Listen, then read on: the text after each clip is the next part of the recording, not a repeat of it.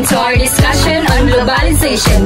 Today, we're sitting down with a former overseas Filipino worker to share her experiences and insight on how globalization has impacted her life and work abroad. Beyond borders, beyond boundaries, join us as we explore the world of globalization through the eyes of a classmate, Regine Torrini. Good morning, Miss. Good morning, Miss. We are here to ask you some questions about your experience and journey as a OFW. Hi, good morning, and I'm happy to be here today, and andam ako makipag-hinabi sa inyo, ha? This way. So our first question will be asked by Mr. Tambago. So, pila ka nag-abroad? Nag-abroad ko for 2 years, working as a domestic helper. So, kinis, asa ka nga lugar o saan yung purpose mo nga ito? Nagtrabaho ko sa Middle East sa Gulf region, the Kingdom of Bahrain.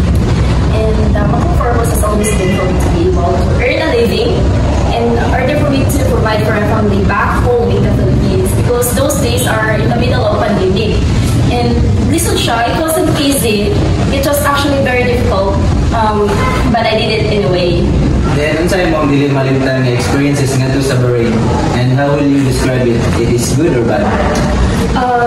Actually, nung ako din na siya consider no nga, tanan ako mga experiences, good or bad, will be taken optimistically para for me to be able to endure all the hardships while I'm being away from my family. But pinaka-unforgettable moments, it will be ang hardest ako ang journey ang mga tao.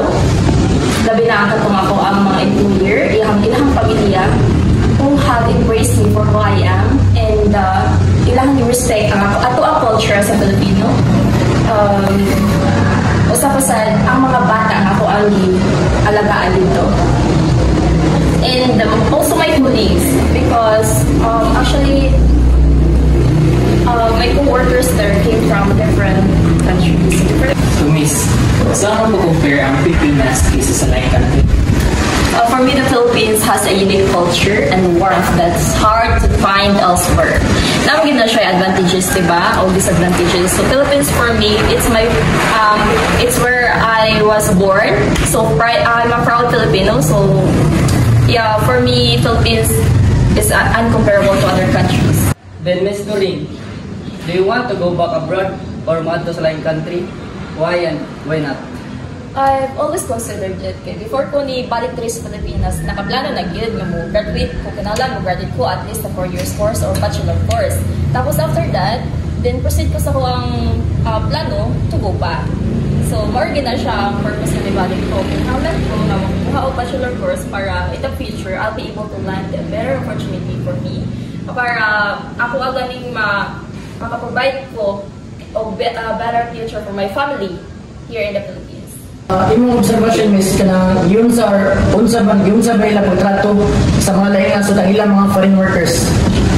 In my observation, the treatment na ihatag sa mga workers ng employer is that foreigner varies greatly depende sa ilang or days na gikan sa ilang race. Because of course, usa ka taong manggod, depende na siya sa iyang kung asa siya nagdako, ang iyang attitude, iyang attributes, iyahan na siyang ma-acquire sa iyang pagdako. So, for example, ako employer is Arabic. So, isog sila, mga Muslim, pero naimaayo ang mga manners. We are kind-hearted people who embrace me and help me all throughout my journey. So, para sa mga Miss, working abroad din, mas lisod o mas sayon para sa mga Filipinos? I think nowadays, kung ano siya, makonsider na to siya mas sayon na. Mas sayon na siya for OFW because ang mga Filipino manggod kay resilient and patient.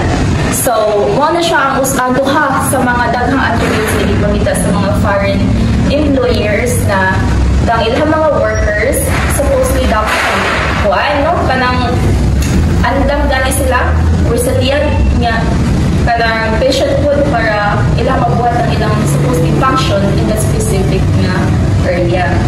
So karon nga nagka-advance ang technology, it's easier for us as Filipinos to land a job abroad also.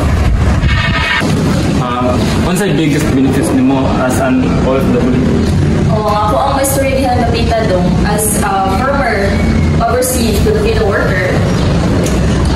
Number one dyan natin mga benefit niya is mas stabilize at financial. Tapos natin personal growth as well as career growth. Tapos also, natin ma-acquire na bagong knowledge. First-hand experiences.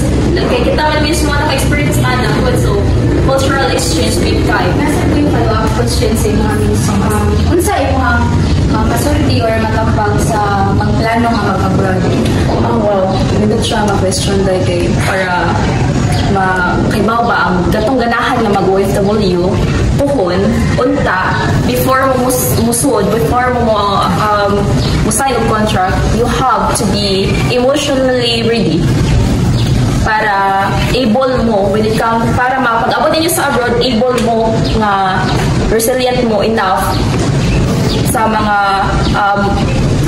andam mo endure sa mga hardship nga inyong possible na ma-encounter there.